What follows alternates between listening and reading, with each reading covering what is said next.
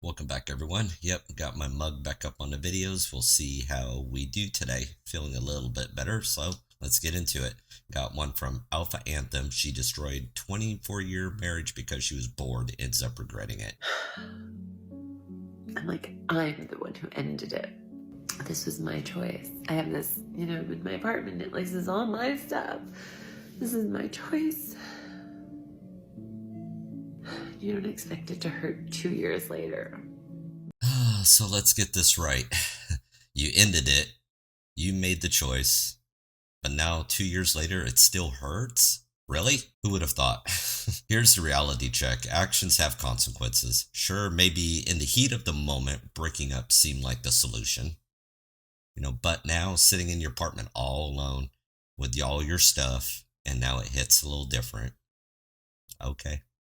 This is the problem modern society tells women is the lie. You'll be happier on your own, free and independent. When the loneliness finally sets in, they act surprised. 2 years later and it's still hurting. Maybe it wasn't the wisest decision? I don't know. What do you think? It was day 4 of commuting as a divorced gal.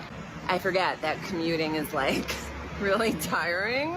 It felt really different to commute back and forth to the city and not to come home to my big house that I used to live in and to come home to my small apartment. Or I used to get into my car and drive home to my house, and my husband would be there, and my son, and now it's my plants. I'm complaining, but it's like, ma'am, this is what did you think? Like, you ended your 24-year marriage. Right. You sold your 5-bedroom house. You sold your dream. I'm not gonna lie, like, it was really nice to be able to have people over and just to have everything like beautiful and perfect and matching, and being able to go and sit outside in my backyard. Or now I don't have that. Now my kitchen is my living room, and my living room is my kitchen. So it's day 4 of commuting as a divorce gal, and the big revelation, it's tiring. Let's pause for a moment for shock. Not. You know what? Here's the truth. You had a husband, you had a home, you had a son, and now it's just you and your plants in your tiny apartment. But hey, you chose this life. You sold your house, traded in your stability for exactly what? A kitchen that doubles as your living room? This is a part they never talk about when they're shouting independence from the rooftop. Once the dust settles, reality doesn't look quite as glamorous, does it? I thought I could talk about this. I didn't realize how raw it was. And I did not expect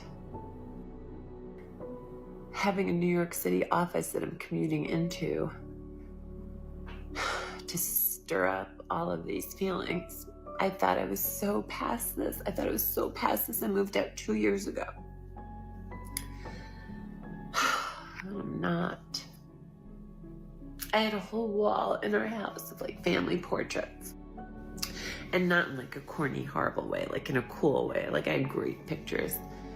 And, I only kept the ones of my son, right? And this is one of them.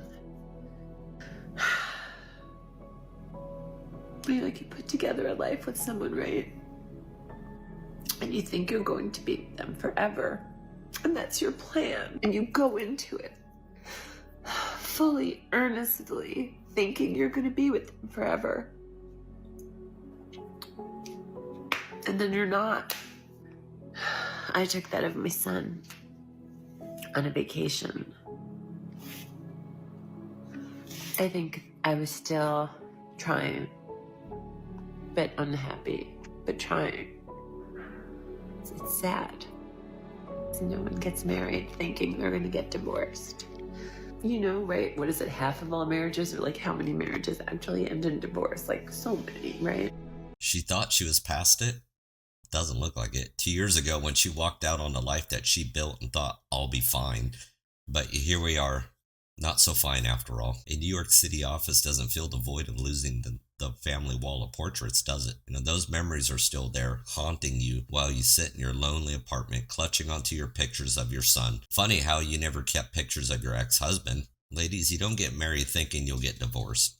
Nobody does. If you do, you shouldn't be getting married. But what did you think was going to happen when you threw away 24 years of your life? The cold hard truth is, divorce isn't freedom. It's a wrecking ball into the future happiness. So it's almost like rare that you want to be with someone forever. So if you have that, like, oh, it's so fucking awesome. If you don't have it, and you're fighting for it, and that you just can't get there, and then it ends, and then it just feels so awful. I'm like, I'm the one who ended it.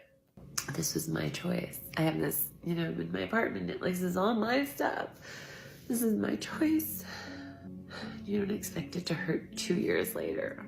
So it's almost like she's shocked it didn't last forever. But remember, you just said you were the one that ended it. So of course it wasn't going to last forever because you ended it.